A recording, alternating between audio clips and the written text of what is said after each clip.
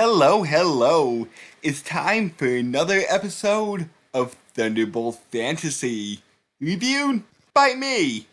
With all the deception, intrigue, and backstabbing done in this episode, I just wonder what the final two will bring. Yeah, this episode was low on action, but high on plot. I kind of have a theory that I'll maybe get to because I have some questions here. But anyway, let's get into the episode. Okay, so last episode found Lynn becoming possessed by 7 blasphemous deaths. And right as the episode ended last week, Juan Canyon wound up getting very bloodily stabbed by 7 blasphemous deaths. So the episode starts off with that scene replaying, and Shang runs in to help him, but Xinghai appears and trips him up with her whip, and as he's dying, Juan drops the index, and Yi just jumps in and steals it to deliver to Master Locust. Xinghai is ready to kill Shang, but Yi Pile would rather interrogate Shang. Because Shang knows what's in the index, and it might benefit Master Locust to know what kinds of powerful swords are inside. Yi suggests that if Xinghai leaves Shang alive, he'll give her one of the swords. And Xinghai is all like, 1 sword? This man's life is worth 4 swords. And oh my god, they engage in an intense stare down / haggle battle that was hilarious. And in the end, Yi says that he will have to consult with Master Locust to see what the best course of action would be on this. So she leaves, and Wan Junpo pulls him aside and says, hey man, what are you up to? We all know Master Locust can decipher the index himself. So Yi hands off the index to Wan and starts tempting him with the thought of keeping the index, so he'll have something to defend himself with when Zhao Junlin gets resurrected. And now my theory is Yi. He seems a lot like Lin all of a sudden. Is that actually Lin? Did Lin do some kind of face swapping? But if Yi is Lin, who is Lin? Because Lin wouldn't have let himself be corrupted by 7 blasphemous deaths. Well, he might have if it was some part of some greater plan. But what is that plan? I mean, this plan, whatever it is, has so many layers to it. I think I may know an end goal with this, but at the same time, I have no idea. Come on, Brandon. So do you know or don't know? The answer is both. If that makes any sense. Which it probably doesn't. Anyway, Yi contacts Master Locust and tells him that Wan has the Sorcerer's Sword Index and might betray him by keeping it. Master Locust just laughs it off and says that if Wan was trying to betray him, he wouldn't make it so blatantly obvious. After a brief discussion about Zhao Junlin, Yi says that he'll never betray Master Locust because with him as a ruler, Yi has nothing to fear. Master Locust calls Yi a fool for saying that.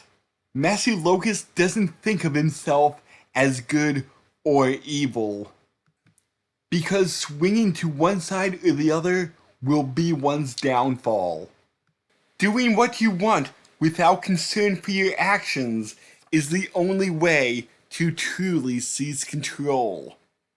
Which is a slightly warped echo of last week's episode, which was don't regret any mistakes you made. Let experiences shape you for the better. While Master Locust's version of that is just thinking about himself and not others. So, maybe the viewpoint is a little bit closer than I think, but it's still vastly different. Master Locust says if Wan would ever choose to betray him, Yi should strike him down, to which Yi agrees to. Hey, who remembers Dan Fei from season 1? That priestess that Juan fell in love with? She's back this episode. Neko Bitch sends her a letter that Lin has murdered her husband.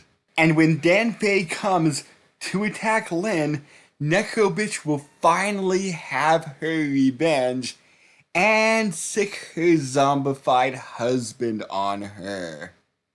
So, Shang is imprisoned in a box, and Lin is chained to the wall, shackled and insane, saying, "Give back 7 blasphemous deaths! Oh, let me just hold you one more time." And who should show up but Psycho Monk? He heard 7 blasphemous deaths laughing.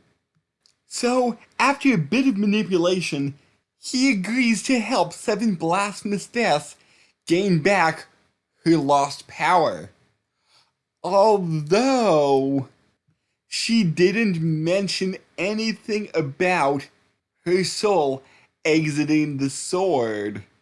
I'm just wondering how Lu Zhenji will react to his beloved not being a living weapon anymore. Will he be pissed? Will he be like, "Oh, cool, I can finally bang this"? Will 7 blasphemous deaths still have that mind control power that she has in sword form when she is in her true body? She did manage to manipulate that king all those years ago. So maybe she still has powers of lust? Hey, if you have any theories, pop them in the comments. I would love to hear them. And while you're at it, give this video a like. So now, we cut back to a time-traveling journey with Azabelfer. He's taken Lang and Ling Ya back to the Phoenix Light Palace, but at a different point in time. Although now, they're more like ghosts in that they can't interact with the past at all. So, Lang hears a bard playing his song inside the temple, and this bard turns out to be his mother, Ling Mo Yan. The song is about forbidden love, to which all the temple maidens find so romantic. But she's just joking with them. Or is she? Because as the scene turns to night, we find out that she has a secret lover. And she's pregnant. She wants to run away with him to a place their unborn child won't have to feel the repercussions of that decision. Who's ready for a big old twist here? She's all like, "I love you, I'll do anything for you, you're my light." And he's all like, "I'm your light, huh? Ha ha ha, what a funny thing to say about me." And her lover reveals himself to be Azabelfer. Yeah, I kind of was spoiled that Lang is Azabelfer's son a few episodes ago, but ooh boy, if you didn't see this coming, I think it would be pretty surprising. So then, past Azabelfer blinds Lang's mother by slashing her eyes. Man, this season has a lot of eye slashing going on. So Lang rushes in to help his mother slash attack past Azabelfer, but he's a ghost. He can't interact with the past. So Lang's mother escapes the Phoenix Light Palace to save the unborn Lang, and then the black cloaked figure who is traveling with Lang takes off his hood and reveals himself to be Azabelfer. But, I mean, it was kind of obvious. I mean, we all know Azabelfer has time traveling powers, so who else would the black cloaked person be?